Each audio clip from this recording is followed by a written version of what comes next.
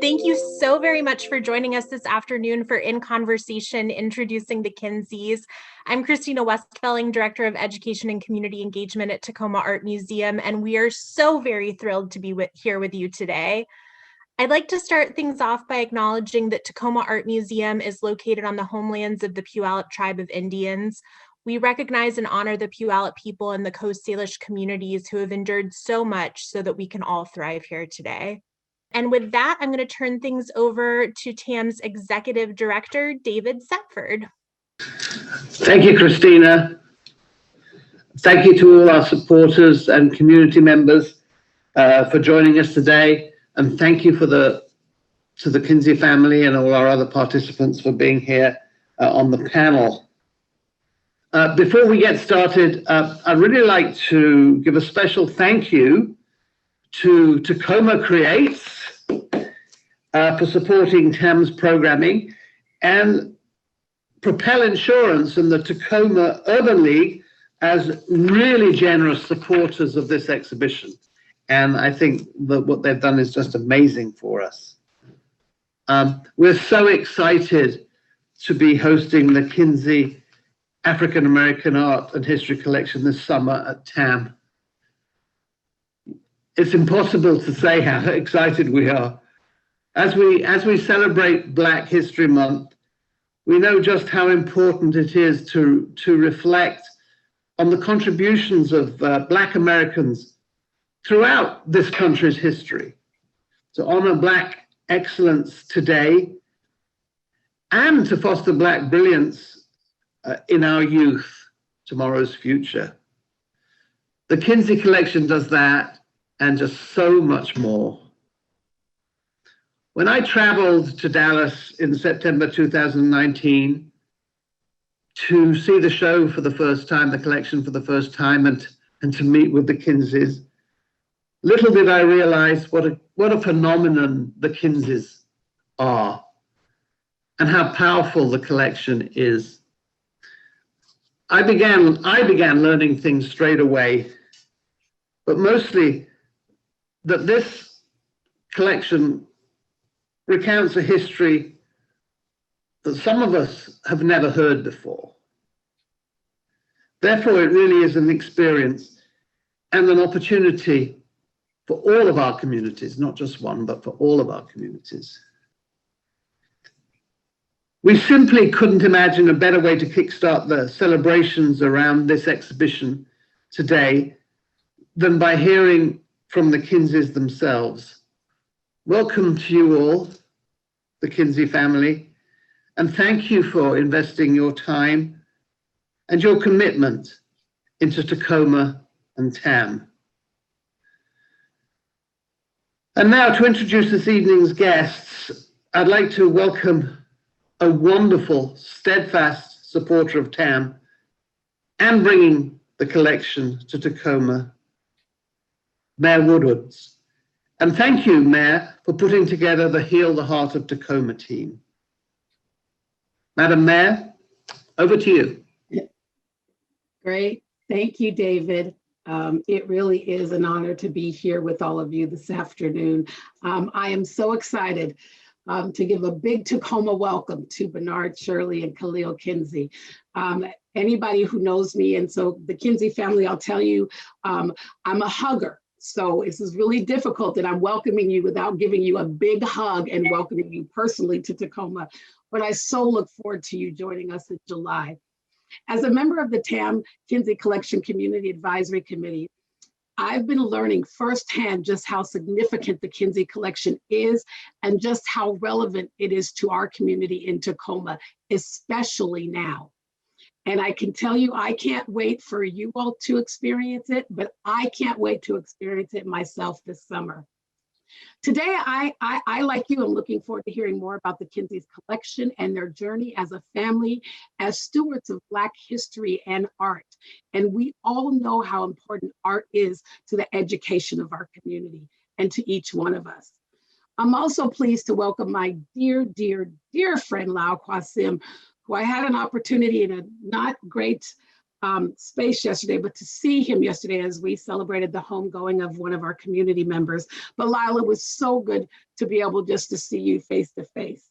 Lyle is a steadfast supporter of this community and a steadfast worker.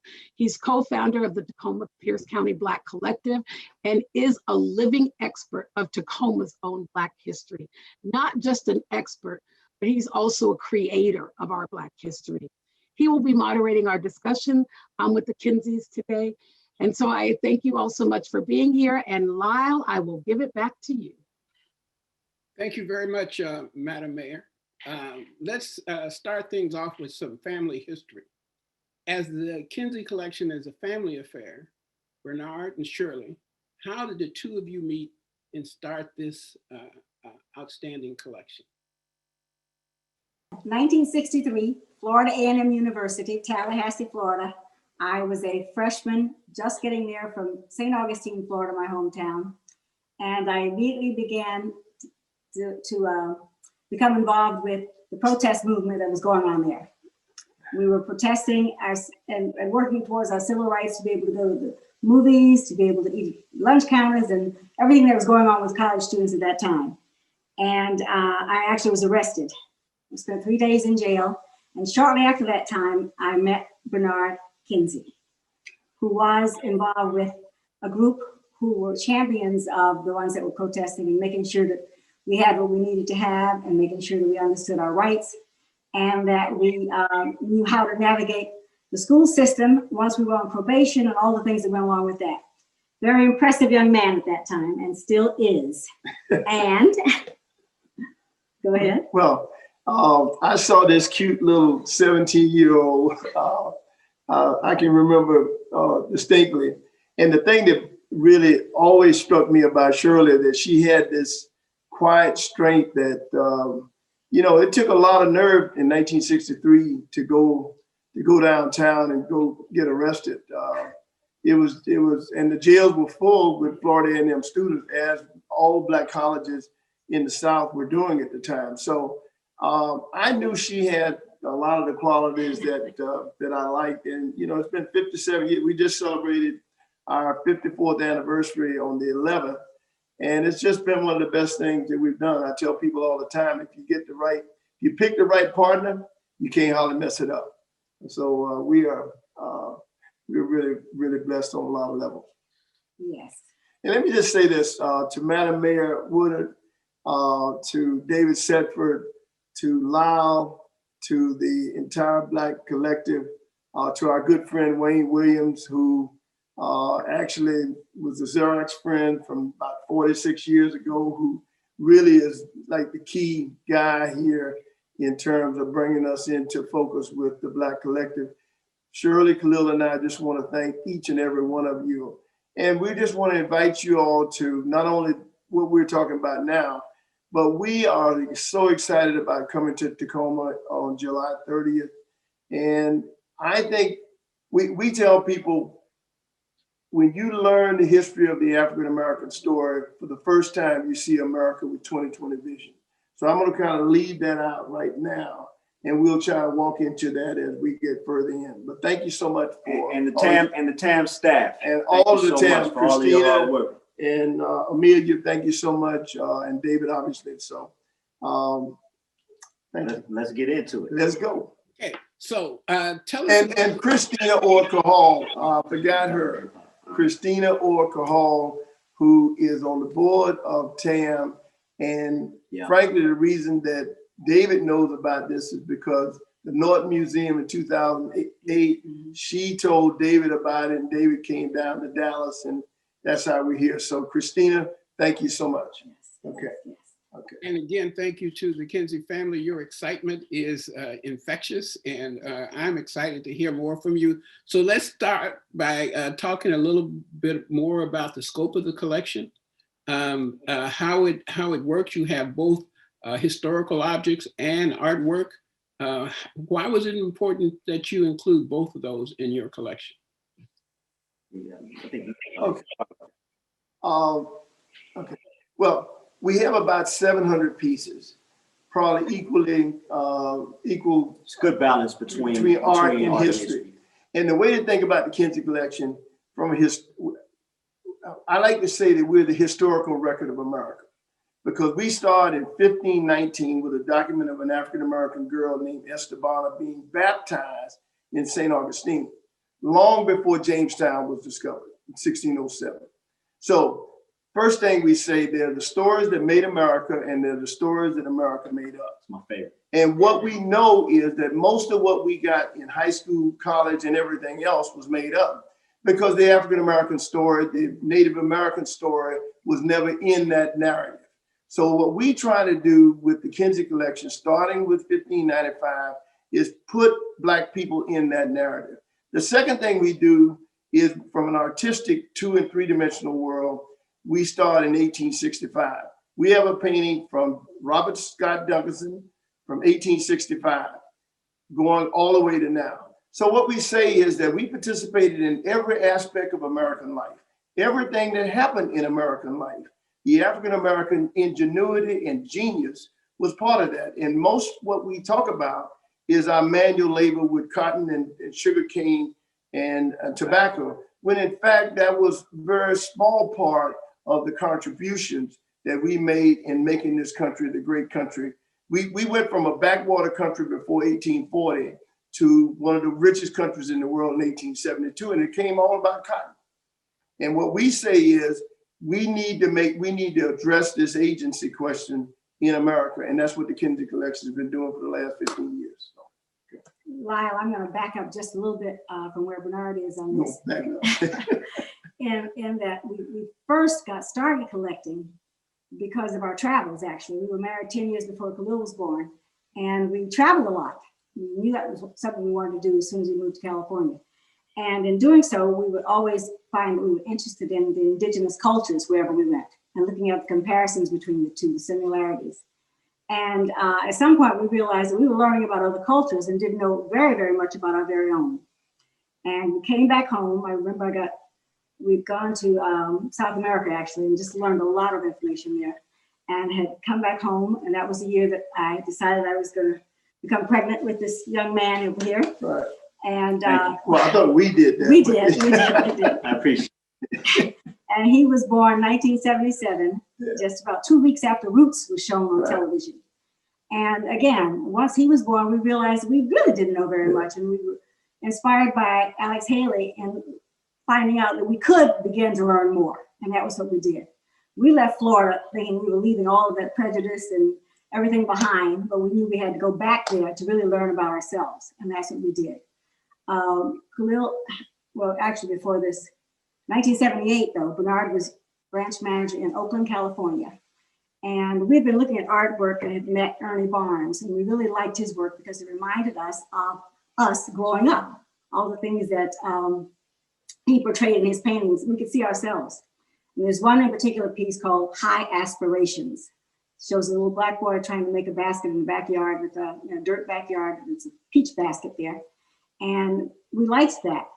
Bernard decided that instead of giving his top salespeople a plaque with their name and stats on it, he would give them an image of Ernie Barnes's High Aspirations framed with their stats and information. We look back on that now and we said we were trying to impart some of our cultural history to folks then without even knowing it. That wasn't what we started to do.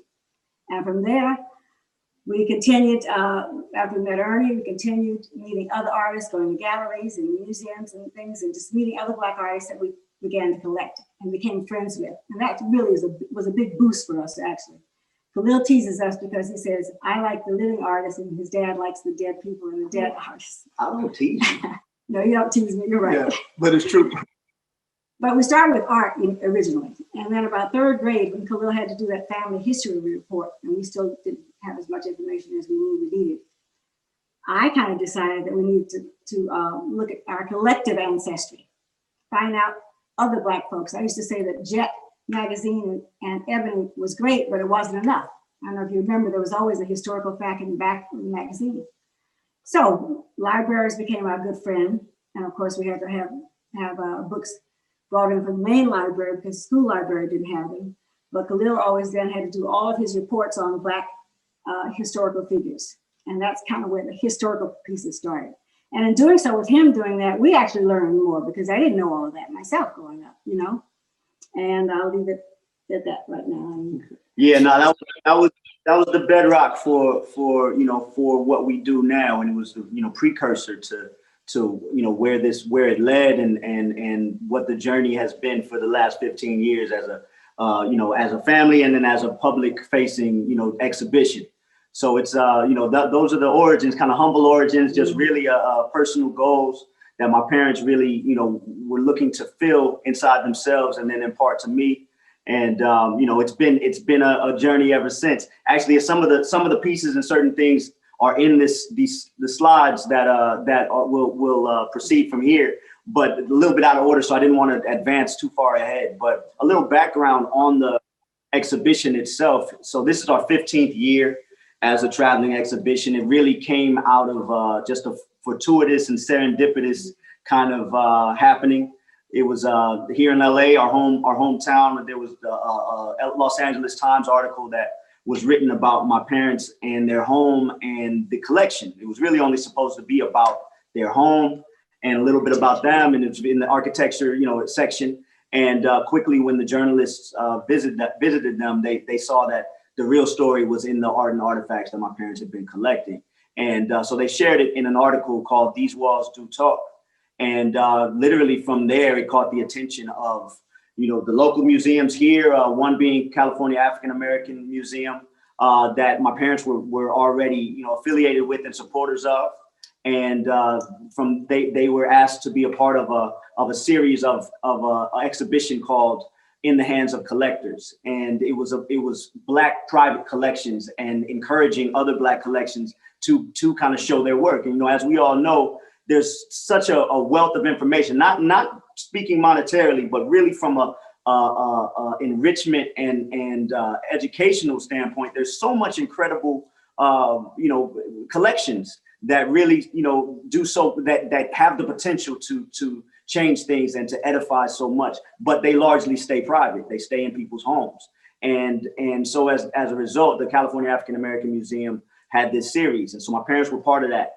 And because of the balance between the art and historical components, which is pretty balanced, but also unique amongst the rest of the collections, it caught more, it was highly acclaimed and visited, and then caught the attention of more museums. And so it's been since 2006 that the exhibition has been going. Shortly after, my parents really saw that there was potential to do more and to go deeper and to share in a broader sense. And that's when we really got to work. So it's been, since then, it's been several incredible milestones of exhibitions. 31. Actually, Tacoma will be our 32nd exhibition. We've got, this thing isn't working. We've got, I don't know what happened with the slides. I'm trying to advance them. It's not quite working. But it's been to high level places such as the Smithsonian. We were at the American History Museum in DC prior to the African American History and Culture Museum breaking ground. We partnered with them in a gallery that they had in the American History Museum, and it was really a preview and a microcosm of the what they were attempting to achieve and what they have achieved at in the large sense at the National Museum of African American History and Culture.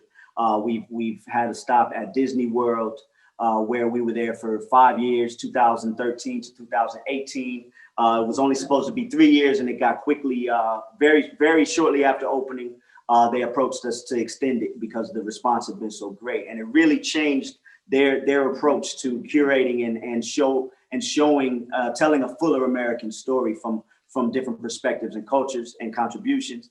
And one of our most recent exhibitions that we're really proud of is a stop in Hong Kong, our first international exhibition where the collection was translated into Chinese and really resonated with the Hong Kong and Chinese community, which at the outset didn't really understand why a Black show was coming to Hong Kong. It wasn't but it quickly changed, because as we all know, this is a human story, and this is something that people can see themselves in, no matter what they look like or where they come from. And as a result, we made you know, a great impact and great friends. And it was awesome. Uh-oh. So Khalil, before we There we start, go. before we start the slideshow, can we just hear from you? We had a bit of the origin story with your mother and father, but Yep. before we start the slideshow, could you tell us what your first memories of the collection were? Surely. And has your relationship to the collection or thinking about the collection evolved over time? Absolutely. And I'm sorry, I'm going to try to multitask real quick because my screen dropped and the presentation dropped it as a result. But let me pull that back up. Okay. I can do. Hopefully this works. I'm sorry. I don't know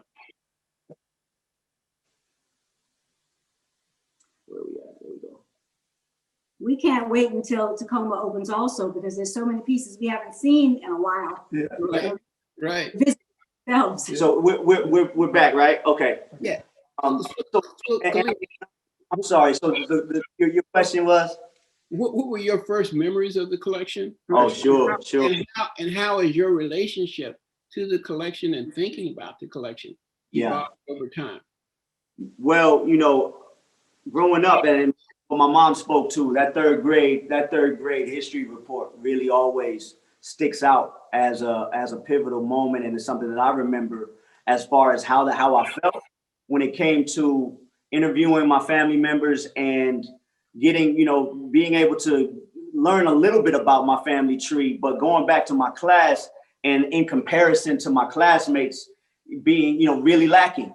You know, my classmates could go back generation to generation and generations, homeland, you know, and everything. And we could only go back, you know, probably to my great-great-grandparents, I believe, maybe a little bit, maybe my great-great-great. But as we all know, you know, our lineage falls off a cliff, you know, due to slavery and what that did to the Black family. So with that, I remember the kind of feeling of lack, you know, and what that, you know, emptiness, in a way, and I'll just never forget that. But anyway, it then, you know, was what prompted my parents to go deeper and to share more and for me to learn more.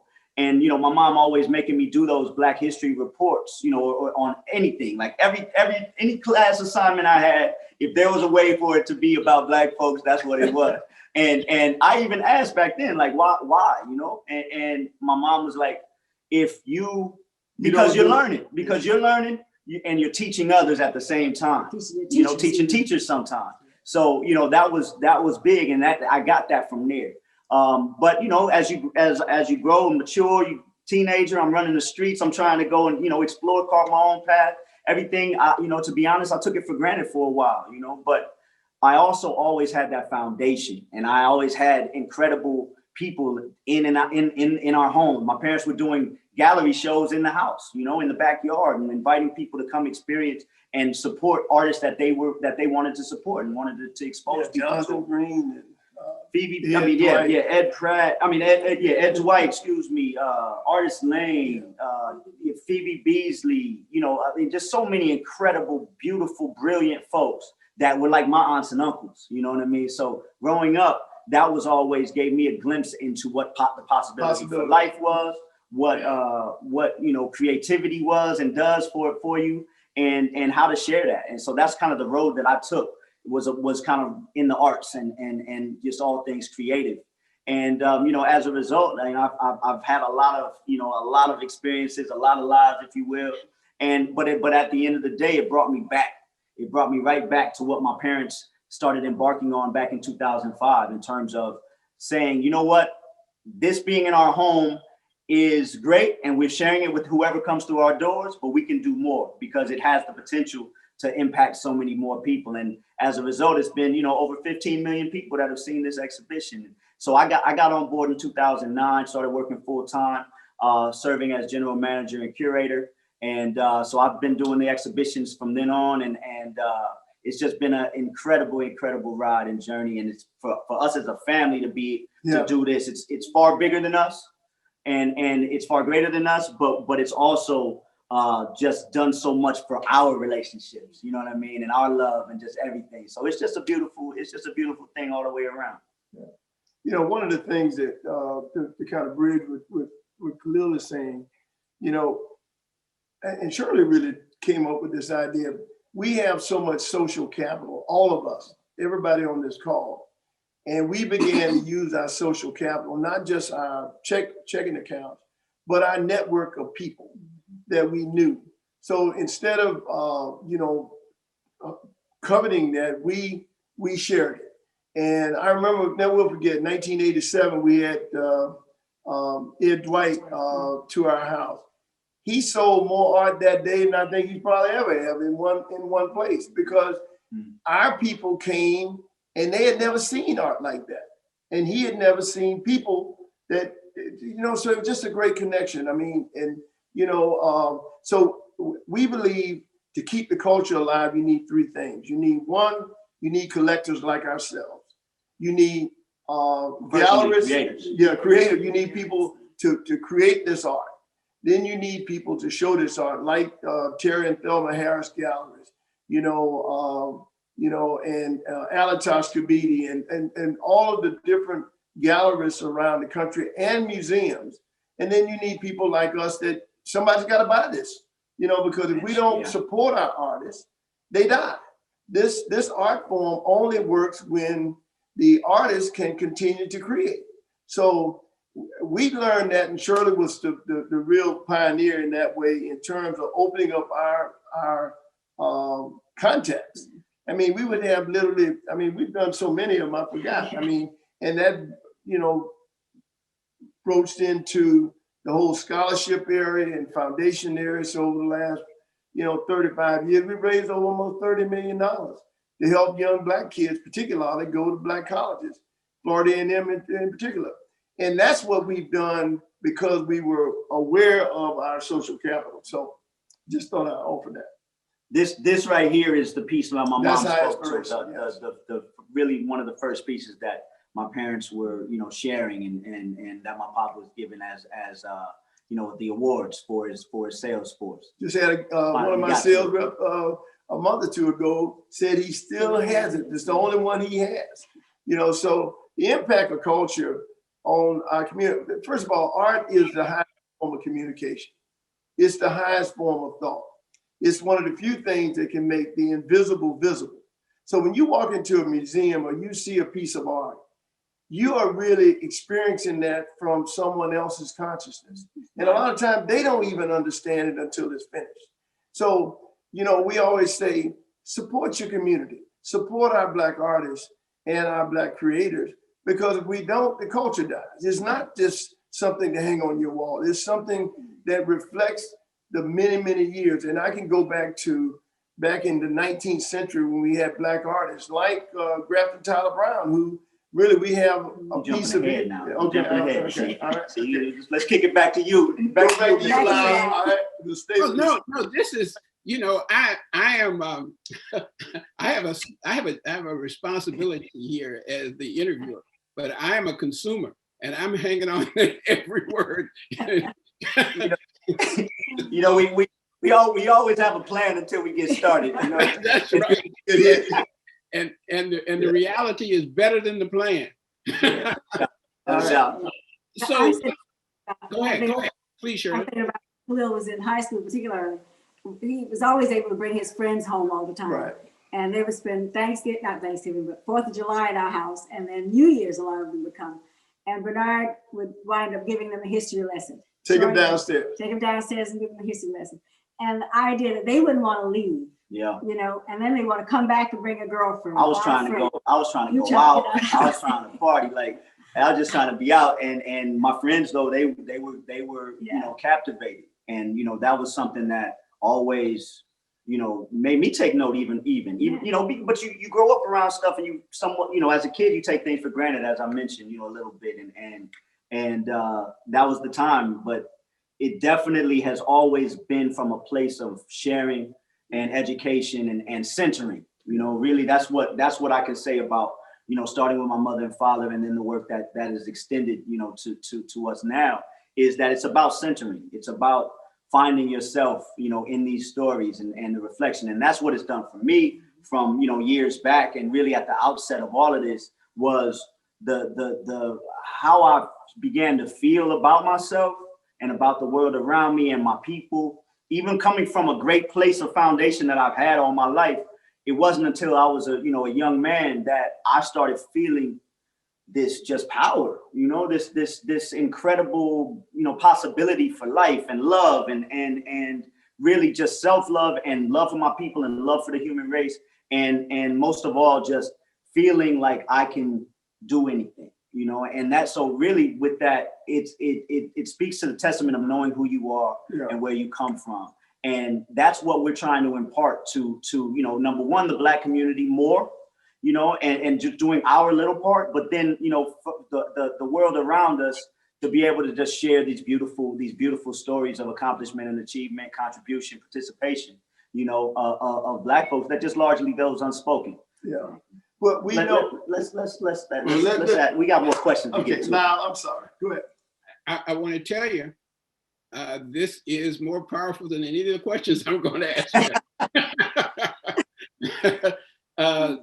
I do have a couple of more questions, but this is a great experiential event. It's organic, it's emotive, and it is a treasure to have the three of you on that sofa sharing your life journey with us. So, and you've spoken to some of this in bits and pieces, but I'd like to take a couple of minutes for you to talk about why you think it is so important that you share this collection, this exhibit, with all the rest of us. You said 15 million people have seen this, all through the United States and indeed around the world.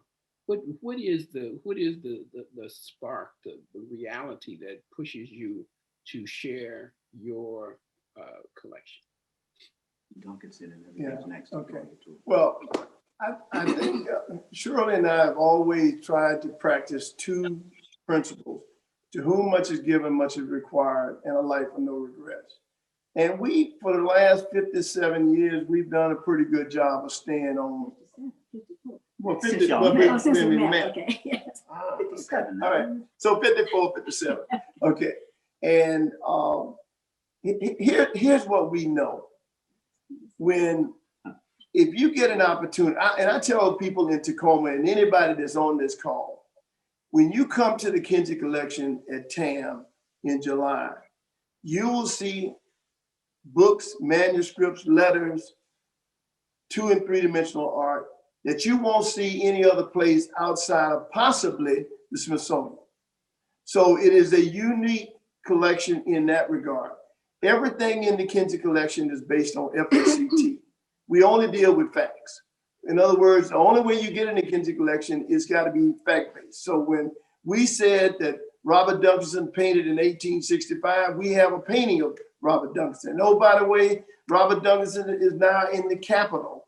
Dr. Jill Biden selected his piece for the Capitol. It's 1859 landscape. That's now on Inauguration Day was unveiled in the Capitol. And Duncanson, just to give you a quick, he was one of the first Black artists to go to Paris and to London. His paintings are also in Buckingham Palace today, and the Queen of Norway today.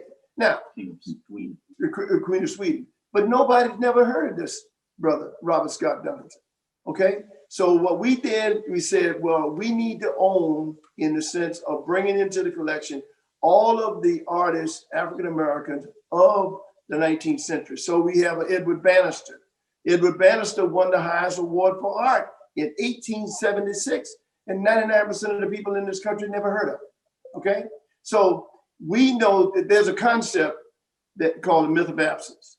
The myth of absence says that Black folks, African Americans, are invisibly present in America, which means that we're there, we're just not part of the dialogue. We're not part of the narrative. We're not part of anything that goes on in this country. So it's like going to a graveyard and there are no headstones. Or if there are headstones, there are no words on them. So you don't have any idea what all of these people did with their lives. And you know they were significant. So what we've been doing, I mean, and I love what we've done over and above the Kinsey Collection, in just assembling the pieces, and you can hold them in your hands. It changes your idea about who you are and what you, just do the 1820. When a business partner in Florida sent me a document, a bill of sale of all right, well then what you're going to see right here is Grafton Tyler Brown, Mount Tacoma, now they call it Mount Rainier. Here's a brother that left Philadelphia in the 1860s, moved to San Francisco, had a successful lithography business, but he really wanted to paint. Moved to Washington, and guess what? These are two of his landscapes. Eagle's Nest on the right and Mount Tacoma on the left. I'm sorry, go ahead. But the whole point of this is that we want people just simply to start with one thing. We want people to experience it and say, wow, I didn't know that. You know? And then the concept that TAM now is learn, use, teach. Yeah. So you learn something, you use it in your own life, and you teach others, you know, and it's, you know, each one teach one. And I think that that's a key to, you know, most things that we have to do as you know, as humans in humanity. But when it comes to the collection, that's what we want to do the most of, you know, is learn, use, teach. We want people to be moved enough to never be, you know, to never go back to what they were before. We want to expand, we want to change. And so that's a big part of what we do. I mean, speaking to these painters that we just showcased, you know, and so many more, you know, actually here's your piece, I'll go back real quick. But and so many more is that for me, you know, being in school and even having my folks with the consciousness and the intent that they imparted to me, I didn't know all of this stuff. So when I started learning it, you know, you're not getting it in school. You question it even because you're not getting it in school, you know, and as a result, though, it changes everything because you're saying, wait a second, I know what was going on in the 1800s for Black folks. You know, I understand how difficult it was just to be Black, even today, just to be Black, right? But back then, imagine Black men and women creating incredibly high level artworks, right? Being celebrated, going to Europe, you know, all of these different things in the 1800s. That's incredible, right? It's hard enough to be an artist today, right? Think about it back then. So that alone changes your perspective. And for me, it's incredibly powerful. Yeah. To move on real quick. We didn't know it either until we started discovering. Right. Yeah. And that's what we know. And so that's the thing. We know that these stories, there's so many that we don't know still, and that there's still more to learn. But the objects in the collection, we think, are just a great discovery point, a great place for people to start. And it's just our small contribution to trying, you know, to push for progress. This is what Pop was just talking about, though. Yeah. This is the first piece. Yeah, first piece. No, you know what I'm saying. The one that really, I think, changed my life in terms of this whole area. So Wally called me and said, Bernard, I got this document. My aunt's house has been boarded up in Alabama since 1957. And we found this document, and I think you want to see it. I said, well, Wally, send it to me. So the next day I get the document. FedEx come. I opened the document up, and I pulled this bill of sale of this young African-American brother, 18 years old, being sold for $550. And it changed how I thought about myself and everything about this country, because I said, first of all, how did we get in this predicament? What kind of life did this young brother have? And that began this incredible, I call it detective work. In what I started reading, I read hundreds and hundreds of books in this area to really know more about how we got to where we got as Black people in this country. So, and as I learned more, we began to see pivotal documents like the Dred Scott decision, or, you know, the Fugitive Slave Bill, or the Phyllis Wheatley, 1773. Give you a good example on her right quick. This book was in a family, the Bergen family in New Jersey, Bergen County, New Jersey. When I called the lady after we purchased this on auction, she said, Ms. Kinsey, my husband and I got a divorce, and he got the right side of the bookcase and I got the left side. And when I took this to Christie's, they said that this book was more valuable than the whole left side of the whole thing. And it turns out it was Phyllis Wheatley's September 1st, 1773 poems. And it turns out that here I'm talking to the lady that has owned this. Her family has owned this book since 1773. Think about this, okay? So we're the second owners of Phyllis Wheatley. First edition Phyllis Wheatley printed in England. In Bergen County. In Bergen County, New Jersey. And we have countless stories of ways that we have acquired things that just change your idea about this. But this sister, I won't go into it, but you need to dial in on Wednesday at 5 o'clock when we do our Pepperdine show. We'll do more on it, okay? These are just more. But Mr. Quasim, please continue. No, this is the kind of experience we wanted. We could not script this. This is extremely powerful. It's organic. It is from the root. And I am also a spectator, as I said before. So let's talk a minute about because most of the questions that I have, you have answered them. I told you that's how I was going to go too. You did say that. Without seeing these questions, you have answered most of them. But I want to bring you to a particular point of view about this current time that we're in. I know we're talking about history and our understanding about the chronology of history and how meaningful it is to the American and to the Black community. But can you put us in this current time and space and why this exhibit is important at this moment in time? I mean, I'm happy to, but I'm just gonna say a few words about it. With this collection, I've always said that I would want it to educate, motivate, and inspire. Now I'd like to add, and heal. And listening to the mayor speak about the new program that she started there, it just seems that things are right. You mentioned organic. Khalil used to always say when things would happen and we'd try and figure out how and why and why people were getting back to us on things and asking us to do things, and it was always organic. And so this is a moment that this can be an organic experience for people coming in, a healing experience, an educational, inspirational, and motivating experience. And that's what I'd like to see happen. And unifying experience. Yes. That's a big part of it. Mm-hmm. And we know from, we know that the real issue in America is agency. And we know that Black citizenship is not as valuable as white citizenship. And until that becomes equal, in other words, we were free in 1865, but we don't have equality. So the idea undergirding this is this equality issue.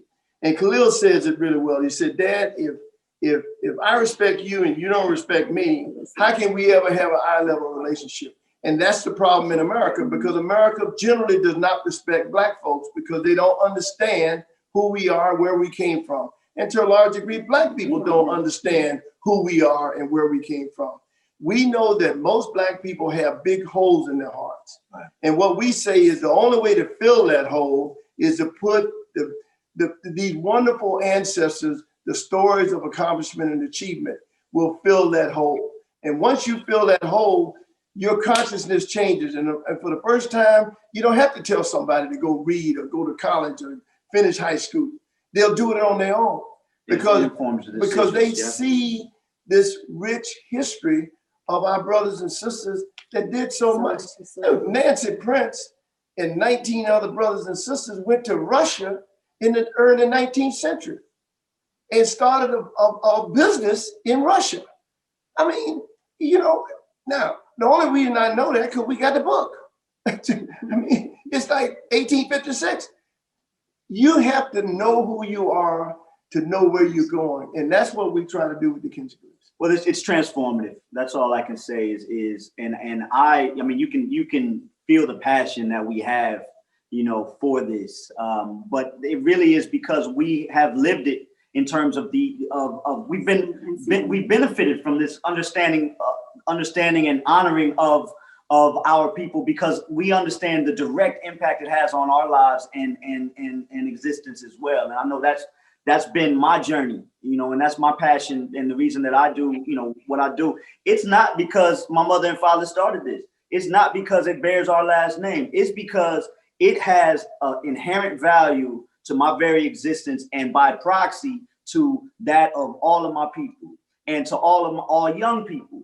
And so for me, understanding that is what really was the pivotal, you know, moment in my life, because I had to understand it in myself first, and I had to feel it in myself first. I felt that transformation. And so because of that, you know, our desire is to be on the side of providing information that is transformative. So we believe that, you know, on the advisory call that we had recently, you know, I said, you know, some things that we don't have to overthink.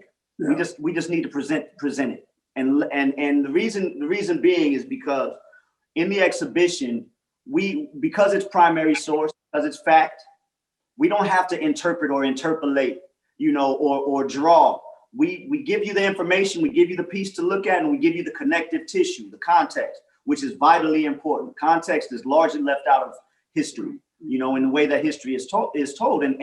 And history without context can be quite dangerous, because it can be manipulated, and it could be, you know, and the omissions occur and all of these different things. So for us, it's about providing information and context that gets that you, once you experience it as just a level-headed person or open-minded person, you're going to come to the certain conclusions on your own, you know, and you're going to come to certain understandings on your own. And that's all we want to do, is lay it out for you. And so we are very confident in the power of the exhibition, not because it's from our side of things, but because of what it is, because of the information, and because of the beauty and brilliance and genius of our people. Yeah, you know, before we did the Disney Epcot show, the president CEO of Disney flew all of the people in Orlando and brought them to our house, and they spent the entire day. When they left and says this was transformative. And that day was what they needed, because when they actually saw these documents and read them and held them in these books, it's a different experience. You know, we're not talking about what we think, we're talking about what we know. And that's the difference in the Kinsey Collection. We talk about what we know, and it is so powerful that we don't need any overlays to it. We just say, and we welcome you to come to the Kinsey Collection when we open, because starting with the first images all the way through, you're gonna just leave with your head shaking, because people say, I just didn't know that. I didn't know that. And the idea is not only that you didn't know that, but you now have information that you could begin to go. We want our young kids as early as fourth grade, which this is designed for, to come out. We've had over 700,000 kids see the Kinsey Collection, you know, worldwide. So this is a show, you know, about America. It's the show that America never tells. And it's a show that we're bringing to Tacoma, other than you having to go to the Smithsonian. And this is what we think is so powerful about this. Okay. So we have about. I just want to say that and have you remember that we didn't start out collecting for this to become an exhibit. Right. No. It's not about having money and buying stuff. Yeah. It's putting your heart and mind in something that you believe in and seeing it come to fulfillment. Yeah. It has been beautiful. Amazing, to be honest with you. I'm still amazed sometimes. And when I walk into a gallery and I see everything on the walls, it's like, what? You know, because even when it was in our home, documents were not framed and on the wall. They were in portfolios. Yeah. And then I walk in, I remember the first time I started the gallery, it was like, yeah, I couldn't believe we actually had acquired all of this stuff, to be honest with you. We were really impressed. Yeah, I still am. They still are surprised a lot of the time, and that's beautiful. Really, and it's beautiful.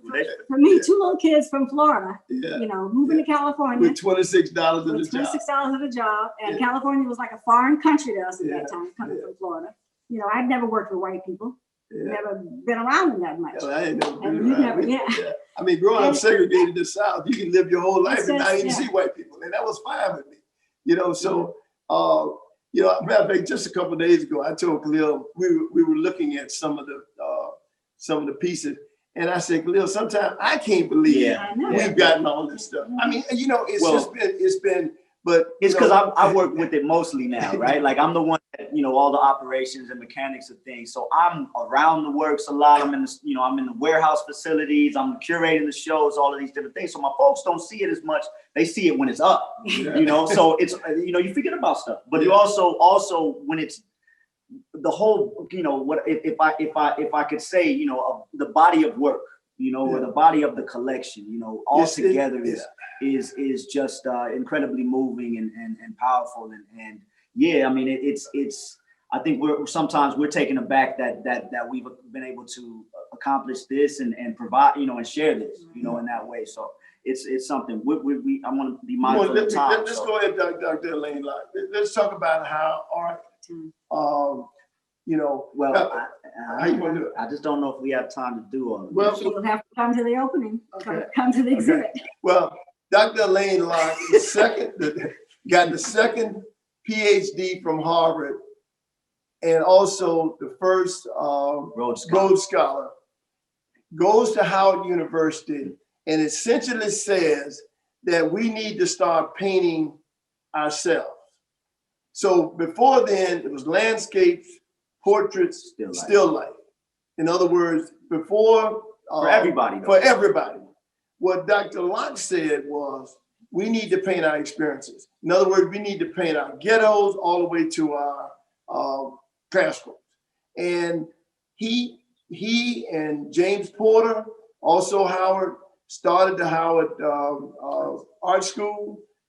James Herring, I'm blocking now.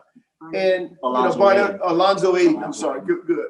And his assistant, May Howard Jackson, we have one of her images from 1899. Here's a sister that goes to Howard and teaches after, you know, she does all this incredible work. I mean, the connection of Black colleges and Howard University can be stated, okay? In terms of you know, people talk about the Harlem Renaissance started in New York, it started in Washington, D.C. It started at Dunbar High. It started at Howard University. So we track all of that. We track the Harmon Foundation in 1928, where Black people for the first time were able to present their work in a jury show. In other words, you even got a prize up to $400. We've used the acquired, thank you, Shirley. Like we can't own, we acquire. We took these catalogs and we said, who are the artists? And there's 5 of them. And we went out and we've been acquiring those people that won the Harmon Foundation from 1928 to 1935 and got most of them. You follow me? So is that complete that we've gone, what we say, we go deep and wide?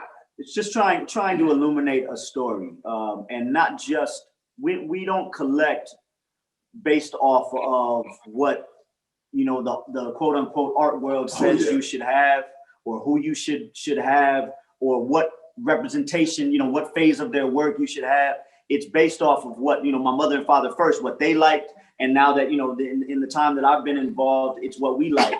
But most of all, it's about what adds to the story and what fills out the story more. So it's about the actual journey of someone's life as an artist, and not just their highest level, but the phases that they went through, the community that they were a part of, the teachers that they, you know, all of these different things. And because this is, again, you cannot remove, you know, what we say is you can't remove African-American art from the context of African-American history and American history. It's not just art for art's sake. It was radical in so many ways to be an artist, right? And then to also say that you're going to paint your experiences and paint your community and support your community and all of that. These were radical thoughts, and these were reimagining, you know, what it was to be Black, right? This was changing and casting off the shackles of slavery and Jim Crow and all these things. It was resistance at its highest form. At its highest form. So we share it in those ways, and that's why we are intent on collecting, you know, ephemeral objects as well as fine art, because it's all connected. It's all part of the same story. So, Where we at? We at 2 o'clock. So we're at the bewitching moment here in this Right. part of our experience, and we have people in the chat who have been submitting questions. Let them go. If this is okay with you, Yeah. Indeed. we would like to turn to Christina, and she will reveal a few questions from the chat and ask you to respond to those questions. Christina? Thanks so much, Lyle. We've got questions just streaming in. We're going to see how many we can get through in this time. But could we start by you just giving us a little bit of a mini tour of the works of art that are right behind y'all's heads? Oh, wow. Oh, Sure. yes. Sure, y'all go ahead. Okay. Richard Mayhew, Santa Cruz. We've owned this about 20 years. Yeah, about 20 years. And what's important about Mayhew is he's part of the Spiral Group, 1963, a group of artists, he, Norman Lewis, and other Black artists. And this is true with many different groups, but we're talking about the Spiral Group. And if you saw the HBO doc that just came out last week, I believe was Black Art in the Absence of Light, yeah, they highlight Mayhew, Yeah. Norman Lewis. Yeah. Right. But this abstract expressionism, abstract landscape, he created this style. And this is a good time to talk about him. He's 95 years old, Yeah. just a beautiful guy. Lives in Santa Cruz, California, and practices still. He still has a studio there. And the art piece of the lady is Artist Lane. The sculpture. We love Artist Lane. Dear friend, also in her 90s. In her 90s. And when the next time the president's in the Oval Office, if you see the Rosa Parks sculpture, that's Artist Lane. So, it's just great to see our Black artists get the recognition that they both be people in their 90s, Yeah. And over to the right is Ed Loper, who died in 94, out of Rhode Island. And then below there, you see the sculpture, the Pipers by Ed Dwight, who is in his 80s.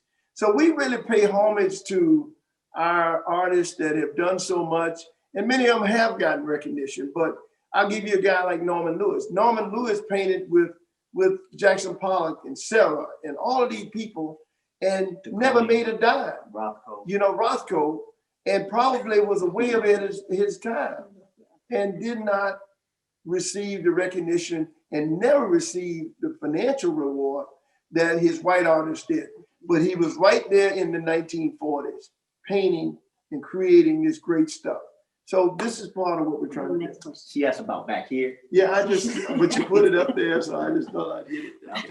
Yeah.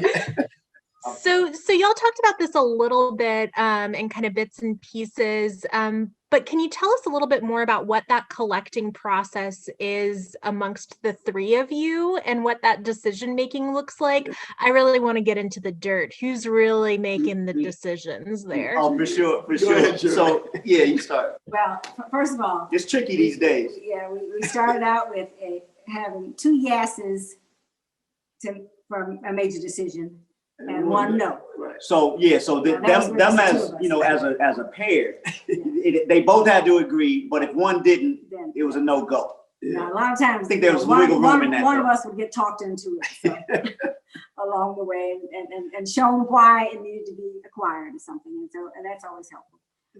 Also, we have to really like the piece. Yeah. Bernard will tell you before you collect something, read all these books and all that stuff, which is great. I always say if it makes your heart go pitter-pat, that's when you want to do it. Yeah. It doesn't always have to be an original. If it's something you really, really like, it can be a print. It can be a serigraph or just a print. Yeah. And doesn't matter how much, you didn't pay that much for it, but if you like it, that's all that matters. Wake up every morning and look at it, then it's fine. That's part of collecting. What else was there? No, they're talking about art collecting process. Well, that's part. Yeah, but it's, now, there's three of us.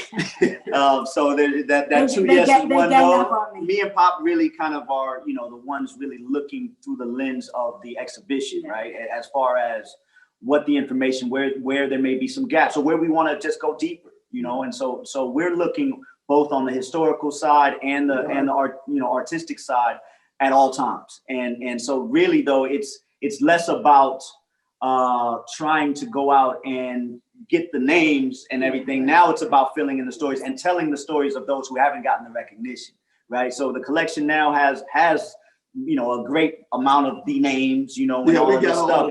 But there's so many, again, back to that community part of it and the unsung part of it that we're very interested in always sharing and giving people, that honor and really raising the profile around the Black artistic contribution. So that's a big part. We are now looking, at always continuing to bring the collection forward, in terms of living artists, younger emerging artists, contemporary art, and how the canon, continues to evolve. So that's where we look at now. But really, it's through the lens of both.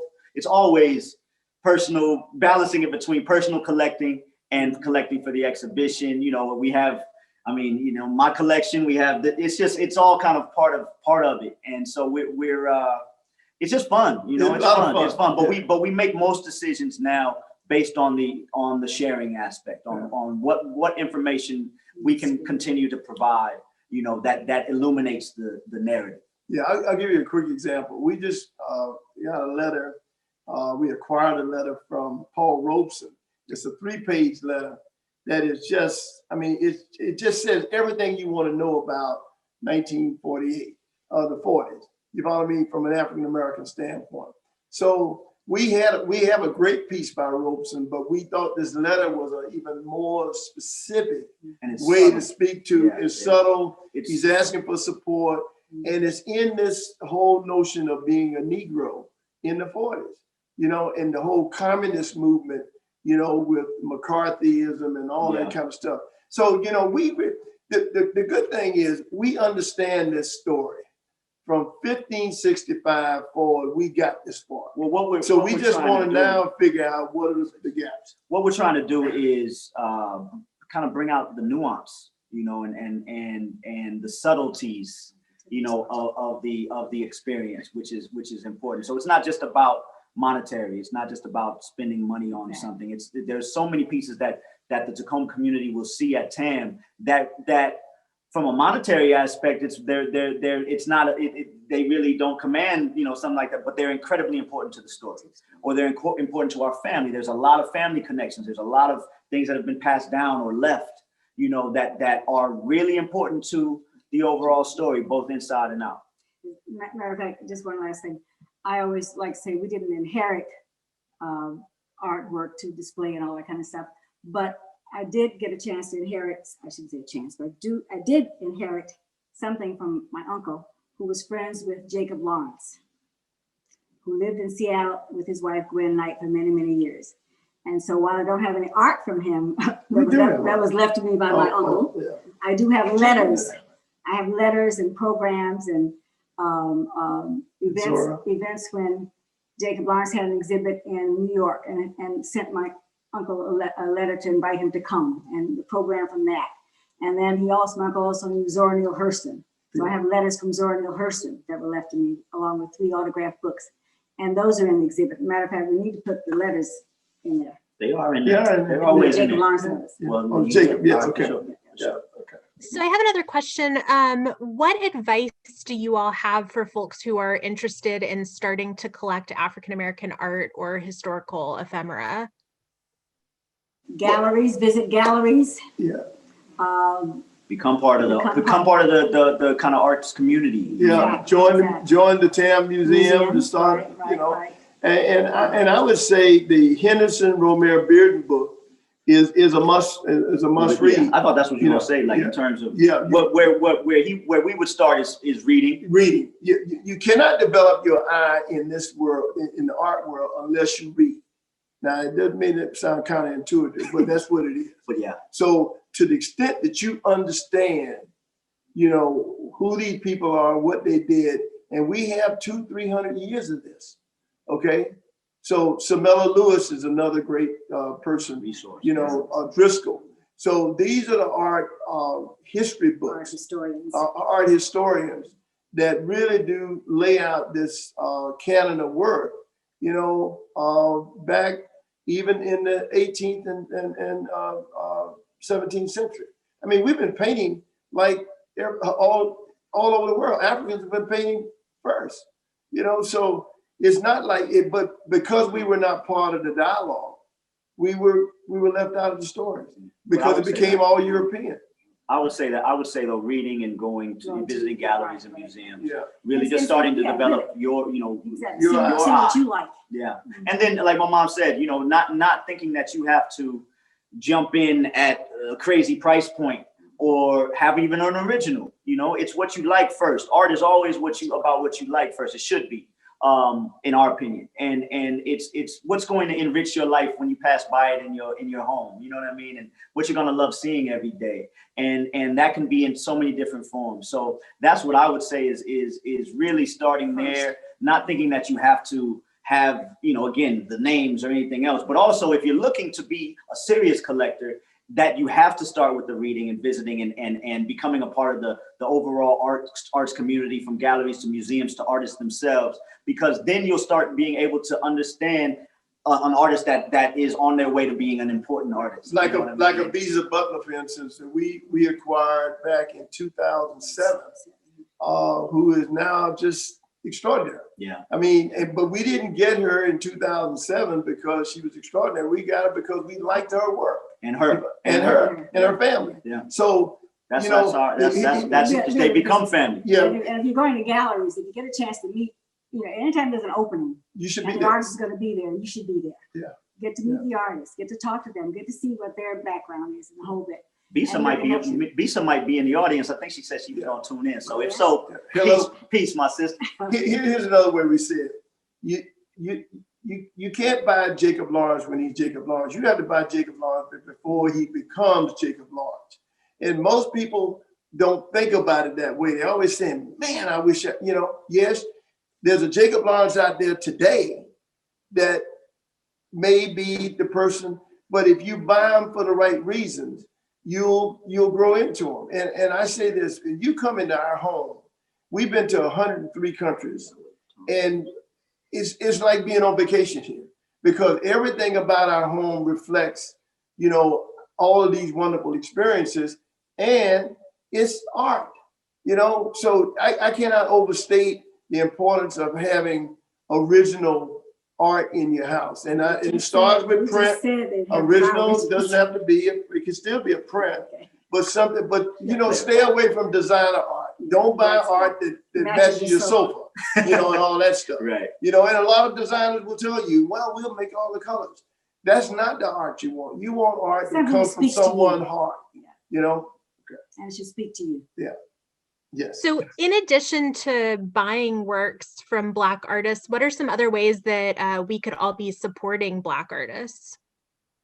Well, you know, I always say, I mean, nowadays, as far as Instagram and overall social media and things like that, that's a very powerful tool for sharing, you know, and exposing, you know, what you like or who you are supporting, or who, you know, and all these different things. So I say that's one, you know, I mean, I get it all the time. I mean, when I just share something that a friend's doing or an artist that I'm into, you know, how many people actually respond like, wow, thank you for sharing, or that they, you know, they discovered somebody that they're now following and wanting to support, you know, much like how my parents would share the artists, you know, would have gallery shows at their homes. We can do that in you know, kind of, you know, different ways, but definitely, you know, virtually. So I'd say that that's a great part. Go to the openings, make sure that the shows are successful. You know what I mean? Bring friends, go back, visit, you know what I mean? Buy the catalogs, you know, all of these different things I think are extremely important. The catalogs are really important. We must have hundreds of catalogs of the specific artists. So not only do you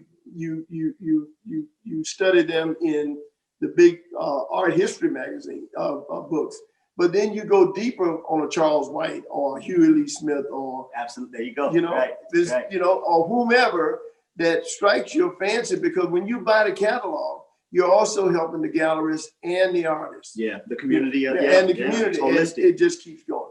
Okay. Also, when you visit a museum, just ask them if they have any Black art anywhere. And if they don't, where is it? Yeah. A quick story. Henry Tanner, one of our great 19th century, 19th century artists. We go to the Philadelphia Museum. We walk in, and the first thing we do all the time in a museum, particularly a white museum, say, "Where's your Black art?" You follow me? And let me tell you what the security guard said. The security guard said, "Oh, they don't ever put it out. They put it in the brochure, but they never put it out." In other words, here is a Philadelphia famous artist, one of the most famous artists, Henry Tanner, and they don't even put him at the Philadelphia Museum. You follow me? They have it in the basement. They have it in the basement. It's in their collection. You know? It's in the collection, but it's not on the But it never makes it in terms of the curatorial decisions. Exactly. And that's that subtle racism that is in most of our white museums still happens. Yeah. They don't see Black art as art. You follow me? Some kind of way we're not European enough, which we are. You follow me?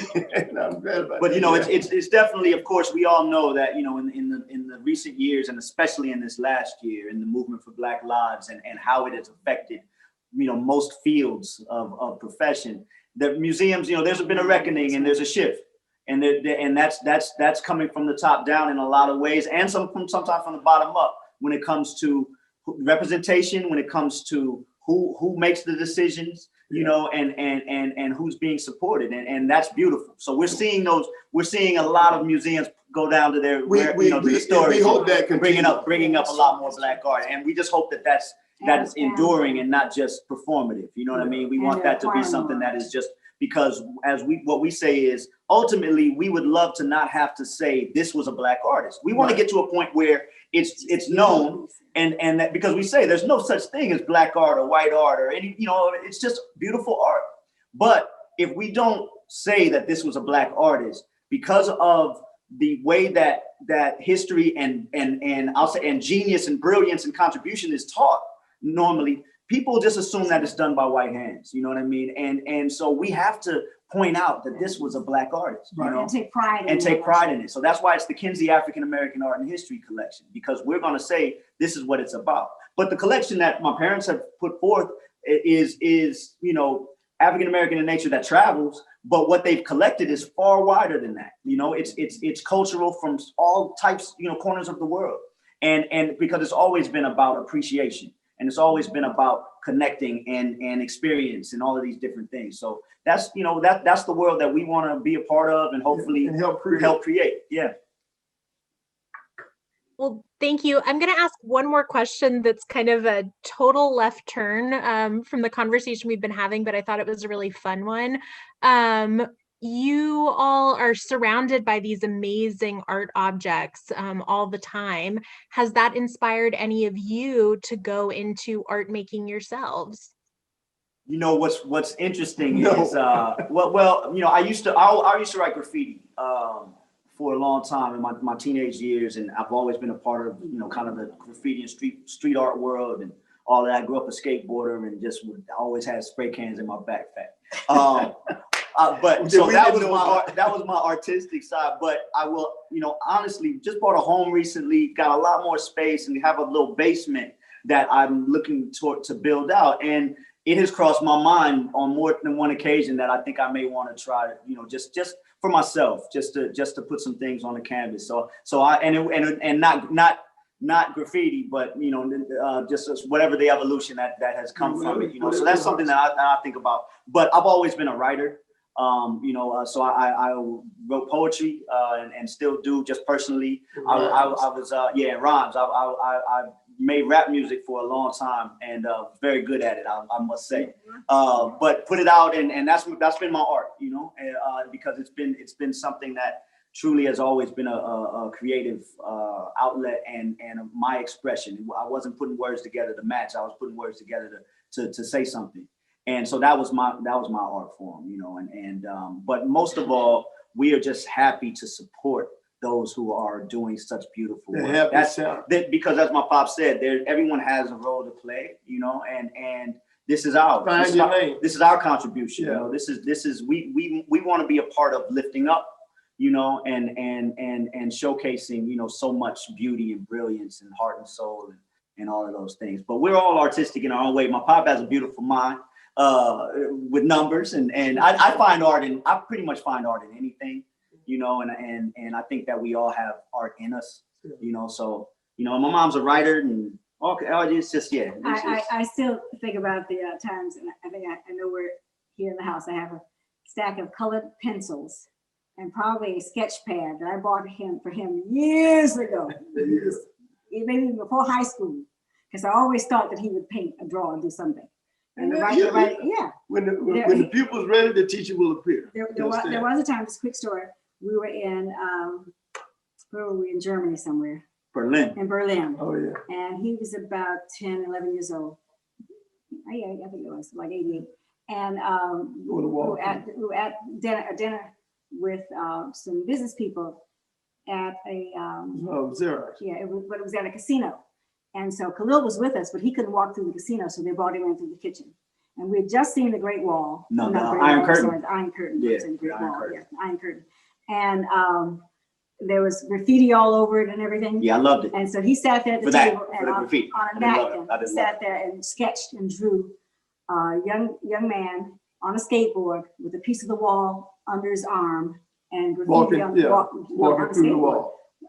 No, not walking through the wall. Yeah, breaking through the wall. Breaking through the wall. But he was carrying that skateboard. Carrying a brick and a skateboard. And the people at the table loved it and asked, you know, they wanted to get copies of it and hold it and print it in their little their office memo or something, whatever.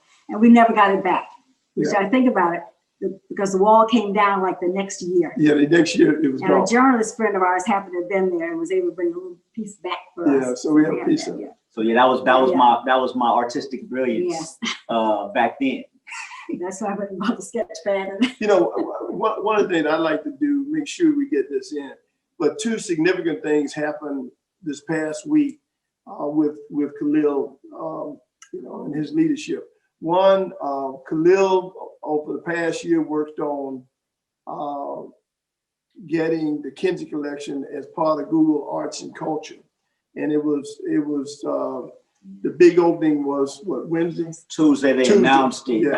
Yeah. So we now, you know, for everyone that's tuning in, if you want to, if you're so inclined, visit Google Arts and Culture and type in the Kinsey Collection, and you'll get a deep dive of virtual, you know, a virtual experience as far as art and artifacts in the collection. And then through the app, there's the augmented reality component, so you can actually project some of the pieces into your own home and get up close to it, and the whole thing is really cool. But we are super, super excited to be on that platform. They gave us, shined a great light on us this week. And really it's because we've always been about trying to be accessible, you know, and be, you know, where people are. And because this is about sharing information. So to be able to be accessible in this way, at this level, to people all around the world, you know, from their computers or phones, is just really, you know, is exactly what we strive to do, you know. And so in so many ways we've been doing that. So Google Arts and Culture is big. And then the second one is let me do the second. What's the second? The second one is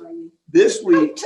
I was going to introduce you on it. Go ahead. But you shouldn't be doing it for yourself. All right. Okay. So the second thing I'm really proud of Khalil on that came out this week, the story of in the LA Times, a front page story, 1,400 words, all kind of photographs of he and his best friend Taryn Stevenson creating this wine club, natural wine club, that he's been working on probably for a year also. Yeah. And I'm just really proud of what I mean. This is an unbelievable article. Thank you so much. Thank you. Unbelievable. Well, yeah. Thanks, y'all. I really with the tie-in with that. So my parents have been wine enthusiasts. I grew up with, you know, when I could, drinking wine.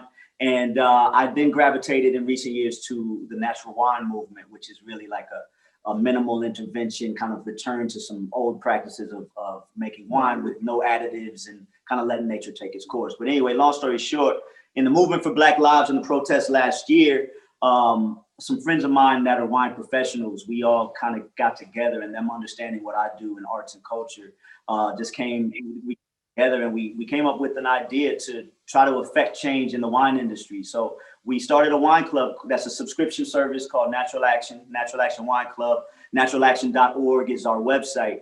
And it is our way of, well, we're supporting a scholarship for Black and Brown students at Cal Poly, San Luis Obispo, and they have the largest wine program in the country as far as students. And so we are supporting Black and Brown students who want to get into wine through the proceeds of the wine club. And the actual wine club itself will be showcasing different artistic moments and historical periods and events from the Kinsey Collection through the wine labels, through the educational assets that come along with packaging, and then also through our different digital and physical events when we're able to get back to it. So super, super excited to be a part of it. It's a nonprofit. It may be the first one of the first nonprofit wine clubs ever. And we're just off to an incredible start. The love and support and outpouring of like just people rushing to join and be a part of it and donate and all that's been incredible. So if you're interested, you like wine, naturalaction.org, and you'll get some Kinsey Collection action in there too. Good. Well, thank you so much. And I just want to extend my congratulations to you, Khalil, and all of you on all of your success and phenomenal work. Clearly, we could stay talking for hours and hours and hours. There's so many things to talk about, but I do want to be mindful of time and reassure everybody on the call. This isn't the only moment that we're going to have to speak with the Kinseys. We're just getting started. So I encourage you to go to tacomaartmuseum.org and make sure that you're signed up for the museum's email list. That way you can stay in the loop on programs that we have going on. We'll continue to have virtual programs, but we're really crossing our fingers that we'll be able to get y'all here in Tacoma in person. The mayor's got a hug waiting for you, so we got to get you here for that. Can't wait. I'll just say it's been just such a pleasure since David visiting us in Dallas to us, coming up to Tacoma in January of last year. And we, as y'all know, we had this schedule of travel to come, and we were so looking forward to the process, of being together and lifting this show, and bringing it to Tacoma. And we're still doing that in this virtual way, but we can't wait to be there with y'all, in the flesh, and just so excited for what's to come. And just meeting the beautiful folks of Tacoma and Pacific Northwest, which is one of our favorite locales, and so just that's an added bonus just to be up there, in the beauty of the Pacific Northwest. And Christina, I do want to make sure before we sign off that we thank Wayne Williams for his inspiration around this. Wayne told me that there was something special coming. And I just said, "Oh, okay, I'll wait and see." And he was so right. And I am so moved by this experience this afternoon. And this is the kind of experience we want people to have when they come to the art museum, to see this collection, that they can have a deep and moving experience. So thank you to the Kinsey family. Thank you from Tacoma, and thank you, Wayne. And thank you. I got one announcement I want to make sure we make before we go. On Wednesday, February 24th. Yeah, this Wednesday. This Wednesday at 5:00 Pacific time, we're going to be doing a performance of The Myth of Absence, What You Didn't Learn in High School History, at the Smothers Theater at Pepperdine University. Is part of Jim Gash's President series. And if we're going to go from 1595 all the way to present on stage, the three of us, so we would really just recommend that you dial in. You could either come in at the Kinsey Collection, I think you have it there at TAM, or go to the Pepperdine website and you can get all the Zoom information. But we look forward to you coming out and joining us 5:00 on February 24th, Wednesday, for What You Didn't Learn in High School History of Myth of Absence. Okay. Yeah, and also you can always follow us on Instagram, the Kinsey Collection, Twitter, Facebook. Everything's the Kinsey Collection, and we'll be putting out all of the information there as well. And the KinseyCollection.com, of course. And Lyle, thank you so much for your leadership, you know, in Tacoma. And David, your staff, Tina, Amelia, the entire staff, Mayor Woodard, and everybody that tuned in. And my long friend, good friend, Wayne Williams. Thank you so much. I think I met him first. Yeah, I think you did. 1975. Wayne and I worked in the same office in 1975. At Xerox. At Xerox. Yeah. So well, these are. I know that David wanted to jump in there and just say some thank yous really quickly before we all sign off. Yes. Yeah, I wanted to thank you all for being here. Everybody on this call, this is just an amazing meeting. I had rarely got such a buzz out of this. I wanted to say to Khalil, I was talking to you and your wine, about you and your wine club to my local wine merchants here at Tacoma. So I'm going to have to put you in contact with the Tacoma wine merchants here. Thank you so very much. Thank you. In the district. Yeah, in the Stadium District. I want to thank Mayor Woodard for her significant support of TAM and everything she's doing for the community. Thank you also to Lyle Kazim for everything he's done and in the community and beyond throughout the whole of his career. You are a real leader for our community, and we really appreciate having you here. And thank you. Thank you, of course, to Bernard and Shirley, Mr. and Mrs. Kinsey, and to Khalil for their incredible commitment to seeing the story told in a true and historically correct context. We're looking forward to seeing all of you interacting with our community at the museum, hopefully in late July. Yes. Let's just pray for that. And thank you all for being here this afternoon. Thank you. Thank you. Thank you so much, everybody. Have a great afternoon.